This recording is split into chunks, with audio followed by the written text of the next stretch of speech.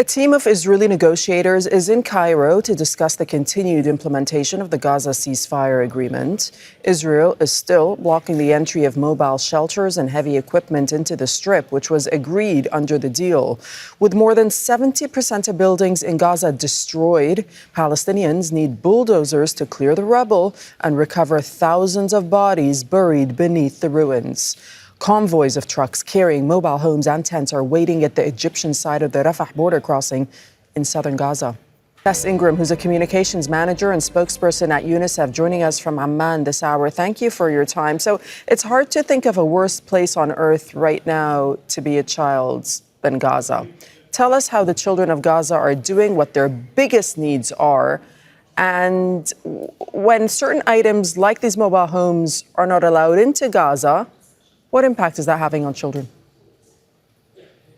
I've just returned from 2 weeks in Gaza where I sat in the rubble in the rain with many children, talking to them about their experiences, their hopes for the future. And children really are continuing to suffer at the moment in Gaza. Yes, the bombs and the bullets may no longer be threatening their lives after 15 months of fear and horror, but the humanitarian crisis persists. And that crisis is really having a serious impact on children more than anybody else in Gaza. Every second person in Gaza is a child. And so everywhere you go, you see that children are without shelter, without access to safe water, struggling to get the health care that they need. And in some cases, struggling to still get the clothes that they need. I sat with children who still don't have warm jackets and shoes in what is still very cold weather here in the region. So when the aid doesn't get in that children need, that kind of exacerbates the humanitarian suffering that continues in the Gaza Strip. They desperately need shelter and these other items to protect them in this current situation. So clearly the needs are immense for children and, in fact, the wider population in Gaza. But what challenges are you facing as an organization in meeting those needs? I think the biggest challenge for us is the scale of those needs. We're talking about 1.1 million children in the Gaza Strip who have suffered 15 months of one of the most horrific crises we've seen and intense deprivation. Humanitarian aid, as we know, was heavily restricted for a long period of that time. And so now we are rapidly trying to catch up and to meet every needs of a child. And unfortunately, many of those needs are still just basic needs: shelter, water, healthcare, clothes.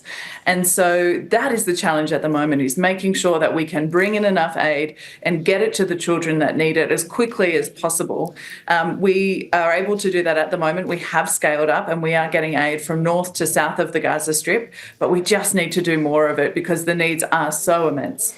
And in terms of where things stand right now with the ceasefire, if it were to collapse, if phase 2 negotiations for some reason or the other did not proceed, what would that mean for the children in Gaza? And what contingency plans have you put in place to be able to continue work in Gaza if the war were to resume?